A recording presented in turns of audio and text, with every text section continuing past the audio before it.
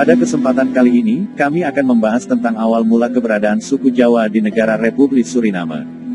Suku Jawa sudah berada di Suriname sejak akhir abad ke-19, di mana angkatan pertamanya dibawa oleh kolonis Belanda dari Hindia Belanda, sekarang Indonesia, sehingga dinamakan etnis Jawa Suriname. Sebagian keturunan mereka ada yang tinggal di Belanda. Sampai sekarang, mereka tetap menuturkan bahasa Jawa.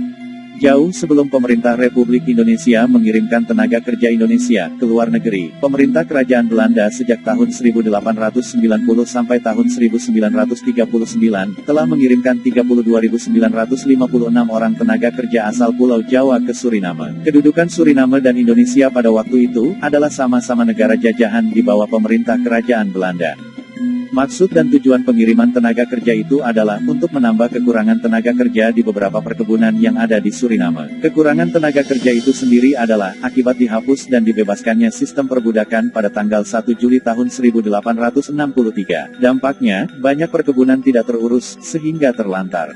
Perekonomian Suriname yang semula tergantung dari hasil perkebunan, turun drastis. Pertimbangan lain dari pemerintah kerajaan Belanda yang mengirimkan tenaga kerja ke Suriname saat itu adalah, karena rendahnya perekonomian penduduk di Pulau Jawa, yang disebabkan oleh bencana alam meletusnya gunung berapi, dan padatnya jumlah penduduk. Akan tetapi menurut disertasi Profesor Dr. Yusuf Ismail di Universitas Leiden, di Belanda tahun 1949 menyatakan, bukan kelebihan penduduk yang menjadi alasan untuk berimigrasi ke Suriname, melainkan kemelaratan yang sangat yang diderita penduduk di beberapa daerah di Jawa pada satu pihak, dan kepentingan perkebunan-perkebunan di Suriname pada lain pihak. Gelombang pertama pengiriman tenaga kerja itu diberangkatkan dari Batavia, yaitu Jakarta sekarang, pada tanggal 21 Mei tahun 1890 dengan kapal SS Koningin Ema. Setelah singgah di negeri Belanda, akhirnya kapal tiba di Suriname pada tanggal 9 Agustus tahun 1890. Tenaga kerja gelombang pertama sebanyak 94 orang, terdiri dari 61 orang pria, 31 orang wanita dan 2 orang anak dan ditempatkan di perkebunan tebu, dan pabrik gula Marienburg. Tenaga kerja gelombang kedua sebanyak 582 orang, tiba di Suriname pada tanggal 16 Juni tahun 1894 dengan kapal SS Forwards. Karena muatan kapal kedua ini melebihi kapasitas, menyebabkan kapal tidak memenuhi syarat sebagai kapal angkut personil, akibatnya 64 orang penumpang kapal meninggal dunia, dan 85 orang harus dirawat di rumah sakit, setelah kapal tiba di pelabuhan Paramaribo, Suriname. Kejadian yang menyedihkan ini tidak ada tanggapan dari pemerintah Belanda. Mungkin pemerintah kerajaan Belanda beranggapan bahwa yang meninggal itu hanya para pekerja miskin, sehingga tidak perlu ada tindakan apa-apa. Meskipun demikian, pengiriman tenaga kerja ini berjalan terus sepanjang tahun, sampai dengan pengiriman terakhir sebanyak 990 orang yang tiba di Suriname pada tanggal 13 Desember tahun 1939. Dari tahun 1890 sampai tahun 1914, rute pelayaran ke Suriname selalu singgah di negeri Belanda, selebihnya tidak. Pengiriman para tenaga kerja itu menggunakan 77 buah kapal laut, dilaksanakan oleh perusahaan pelayaran swasta, The Nederlandse Handelmaatschappij. Tetapi sejak tahun 1897 pengiriman tenaga kerja dilaksanakan sendiri oleh pemerintah Hindia Belanda. Ternyata, program pengiriman tenaga kerja ke Suriname ini telah mengurangi kepadatan penduduk di Pulau Jawa. Atas dasar itu, maka pada bulan November tahun 1905, pemerintah kerajaan Belanda memindahkan 155 kepala keluarga asal Pulau Jawa dari Kresidenan Kedu, yaitu dari Kabupaten Karanganyar, Kebumen dan Purworejo ke daerah Gedong Tataan di Kresidenan Lampung, Sumatera Selatan. Ini adalah awal mula sejarah transmigrasi di Indonesia pada zaman Belanda dengan nama kolonisasi. Sampai dengan tahun 1930, para TKI itu dipekerjakan di perkebunan tebu, kakao, kopi dan pertambangan bauxite di bawah Poenale Sangti. Sesudah tahun itu mereka bekerja sebagai buruh merdeka, tetapi faktanya masih harus bekerja dengan syarat-syarat Poenale Sangti. Gaji yang diterima oleh pekerja laki-laki usia di atas 16 tahun sebesar 60 sen sehari. Dan pekerja wanita usia di atas 10 tahun sebesar 40 sen sehari. Berdasarkan perjanjian, para tenaga kerja itu harus bekerja kontrak selama 5 tahun. Dengan ketentuan, mereka harus bekerja selama 6 hari dalam 1 minggu. Setiap hari harus bekerja selama 8 jam di perkebunan, atau 10 jam di pabrik. Setelah masa kontrak berakhir, mereka diberi hak untuk pulang kembali ke Indonesia, atas biaya pemerintah Belanda.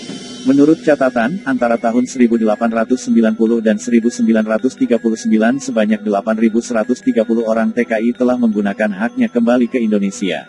Pada tahun 1947, terjadi lagi gelombang repatriasi berikutnya sekitar 700 orang, menggunakan kapal Tabian. Selebihnya, memilih tetap tinggal di Suriname, walaupun hubungan kerja kontrak dengan para pemilik perkebunan sudah berakhir. Mereka yang memilih tetap tinggal di Suriname, dan tidak ingin pulang ke Indonesia, memperoleh pembagian sebidang tanah garapan, serta menerima penggantian uang repatriasi sebesar 100 gulden Suriname per orang. Pada masa kejayaan perkebunan tebu mulai merosot, banyak pekerja Indonesia yang beralih profesi, menjadi pekerja pertambangan bauksit di Moengo, Paranam dan Biliton. Akibatnya beberapa daerah, yang semula dikenal sebagai distrik orang-orang Jawa, yang bertani dan bercocok tanam, antara lain di distrik Komewijne, Saramaca, Koroni dan Nikeri, terasa semakin berkurang jumlahnya. Selama Perang Dunia II, kondisi perekonomian masyarakat Suriname agak membaik. Ini berkat adanya lapangan kerja, pada pembangunan instalasi militer sekutu di Paramaribo, dan sekitarnya yang berhasil menyerap banyak tenaga kerja. Tetapi, setelah tentara sekutu menghentikan pembangunan instalasi militernya, kondisi perekonomian terutama masyarakat bawah kembali memprihatinkan. Hasil KMB, Konferensi Meja Bundar, di Den Haag, Suriname memperoleh status pemerintahan otonom, di mana hak dan kewajibannya disamakan dengan provinsi-provinsi yang ada di negeri Belanda. Akibatnya di Suriname muncul partai politik. Pada tahun 1946, berdiri partai politik milik Wong Jowo, PBIS, yaitu Pergerakan Bangsa Indonesia Suriname, pimpinan Bapak Sudiono Suryawisastro, yang kemudian digantikan oleh Bapak Salikin Mardi Harjo. Pada tahun 1947 berdiri Parpol Wong Jowo lain, KTPI, yaitu Kaum Tani Persatuan Indonesia, pimpinan Bapak Iding Suminta. Dampaknya, masyarakat Indonesia pecah menjadi dua kelompok yang berbeda pendapat dan saling bertentangan. Kecuali itu, karena adanya beberapa suku bangsa yang tinggal di Suriname, maka persaingan antar etnis pun tidak bisa dihindarkan. Posisi jabatan dalam pemerintahan banyak didominasi oleh orang-orang Kreol. Kondisi yang memprihatinkan ini menarik perhatian seorang sosiolog Indonesia, Profesor Dr. Yusuf Ismail, yang pada bulan Maret tahun 1951 mengadakan studi ke Suriname, dan menulis sebuah buku yang diberi judul Indonesia pada Pantai Lautan Atlantik. Dari penulisan buku itu pula, pemerintah Republik Indonesia menaruh perhatian terhadap nasib sekitar 40.000 orang, warga negara Indonesia yang tinggal di Suriname, dan membuka kantor komisariat di Paramaribo. Komisariat itu telah berkembang menjadi konsulat jenderal, dan saat ini telah berubah menjadi kedutaan besar. Sebagai komisaris RI yang pertama adalah Bapak Sudarto Hadinoto. Tahun 1950 di Suriname diadakan pemilihan umum. Setelah terbentuk lembaga legislatif hasil pemilu, Suriname menjadi daerah otonom di bawah kerajaan Belanda. Secara otomatis seluruh penduduk Suriname menjadi warga negara Belanda. Ketentuan ini ditentang oleh sekitar 75% masyarakat Indonesia. Mereka menolak menjadi warga negara Belanda dan ingin tetap menjadi warga negara Indonesia, serta ingin pulang ke Indonesia, meskipun dengan biaya sendiri. Akhirnya, mereka berhasil mengirimkan delegasi ke Indonesia, menghadap Presiden Republik Indonesia, untuk menyampaikan keinginannya itu. Pada tanggal 15 Oktober tahun 1951 mereka mendirikan Yayasan Tanah Air, yang disebut YTA, yang dipimpin Salikin Harjo dengan tujuan utama, Mulian Jowo. Karena padatnya penduduk di Pulau Jawa, awalnya pemerintah Republik Indonesia berencana akan menempatkan para repatrian itu di daerah metro, Provinsi Lampung. Setelah mempertimbangkan berbagai hal, akhirnya pemerintah memutuskan dan menempatkan para repatrian Suriname itu di Desa Lingkin Baru, atau Tongar, Kabupaten Pasaman, Sumatera Tengah, pada waktu itu, yang jaraknya 180 km dari kota Padang. Berkat usaha dan perjuangan yang gigih itu, maka pada tanggal 4 Januari tahun 1954 dengan menumpang sebuah kapal kargo, kapal angkut barang, MS Langkoeas, rombongan pertama repatrian Suriname itu pulang ke Indonesia sebagai repatrian. Saat kapal sedang mengadakan persiapan akan meninggalkan pelabuhan Paramaribo, ribuan penduduk Suriname baik orang-orang Kreol, India, Tionghoa, dan lain-lain, terutama para Wong Jowo yang masih tinggal, datang dari berbagai daerah di Suriname, ke Paramaribo, berjubel di pinggir jalan sekitar pelabuhan untuk menyaksikan peristiwa bersejarah itu. Ratusan perahu bermotor dan perahu dayung mengelilingi kapal untuk memberi penghormatan dengan cara membakar mercon atau petasan, dan mengibarkan bendera. Suasana pada waktu itu sangat amat mengharukan, sehingga sangat sulit untuk melukiskannya. Ada suami yang meninggalkan istri, ada pula istri yang meninggalkan suami. Banyak keluarga yang terpaksa berpisah. Banyak anak yang meninggalkan orang tua dan saudara-saudaranya. Untuk mewujudkan perhelatan besar Mulih Enjowo itu, semua konsekuensi biaya yang timbul, ditanggung sendiri oleh para repatrian. Antara lain ongkos perjalanan laut dari Suriname ke Indonesia untuk orang dewasa, dan remaja yang telah berusia 10 tahun ke atas, anak-anak yang berusia di bawah 1 tahun, tidak membayar. Di samping membayar tiket kapal, para repatrian membawa bahan pangan berupa beras 35 ton, alat-alat pertanian, kendaraan bermotor, mesin-mesin diesel dan alat-alat berat lainnya untuk persiapan tinggal di Tanah Harapan Sumatera. Perjalanan laut dari Suriname ke Indonesia ini dipimpin oleh Wakil Ketua YTA Bapak Yohanes Wagino Karyodimejo. Beliau telah meninggal dunia pada tanggal 8 Juli tahun 2007 dan dimakamkan di Pakem, Kaliurang, Daerah Istimewa Yogyakarta. Dibantu oleh Sekretaris YTA Bapak Frans Ngatmin Sumopawiro, sekarang tinggal di Pekanbaru dan Bendahara YTA Bapak Atmijan Sastro, sekarang tinggal di Jakarta.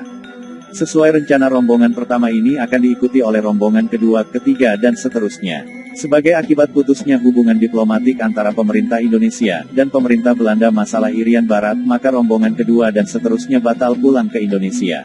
Meskipun saat ini, hubungan diplomatik antara pemerintah Belanda dan pemerintah Indonesia sudah baik, bahkan Suriname sudah membuka kedutaan besarnya di Jakarta, tetapi gagasan dan usaha untuk meneruskan gerakan Mulih Enjowo, belum pernah ada lagi.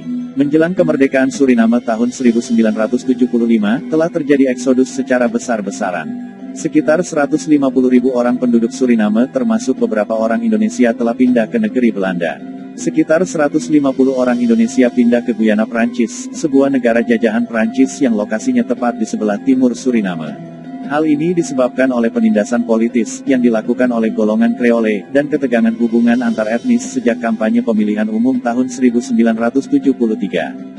Itulah sebabnya sejak 1975 sampai sekarang, lebih dari 25.000 orang Indonesia suku Jawa asal Suriname, telah tinggal menetap di negeri Belanda, di Guyana Prancis dan di daerah lain, di sekitar Suriname.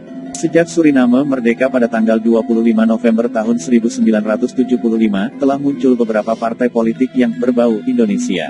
Antara lain Pendawa Lima, Percacah Luhur, dan lain-lain. Yang telah berhasil melahirkan pemimpin orang-orang Indonesia generasi kedua, yaitu Bapak Willy Sumita, Bapak Paul Salam Sumoharjo dan lain-lain. Pada awal tahun 2000 muncul lagi beberapa pemimpin muda lainnya, sehingga jumlah orang-orang Indonesia yang pernah menjadi anggota parlemen, DPR, tercatat sebanyak 68 orang dan yang pernah menjadi menteri sebanyak 30 orang. Meskipun orang-orang Indonesia ini telah lebih dari 100 tahun tinggal di Suriname, kenyataannya mereka masih memiliki adat dan kebiasaan seperti di Pulau Jawa, antara lain masih ditemukan pesta tayuban, wayang kulit, wayang orang, ludruk, tarian jaran kepang, dan lain-lain. Di distrik tertentu yang sebagian besar penduduknya orang-orang Indonesia, suasana Jawa masih terasa kental.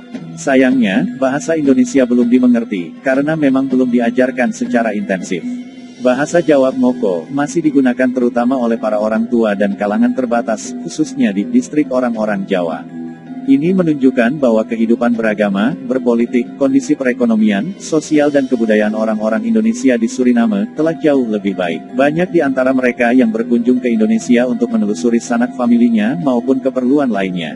Bahkan sudah ada hubungan dagang antara Suriname dengan Indonesia, walaupun sifatnya masih kecil-kecilan. Kelihatannya orang-orang Indonesia, yang masih tinggal di Suriname maupun yang tinggal di negeri Belanda, telah menjadikan Republik Suriname sebagai tanah airnya yang baru. Mereka menyatakan lebih baik tidak pulang dan tinggal di Suriname daripada tinggal di Indonesia. Ini bisa dimengerti, karena mereka lebih mengenal negeri Belanda dan Suriname daripada Indonesia. Berbeda dengan rekan-rekan mereka yang telah pulang ke Indonesia. Mereka telah menjadikan Indonesia sebagai tanah tumpah darahnya, meskipun banyak di antara mereka yang lahir di Suriname.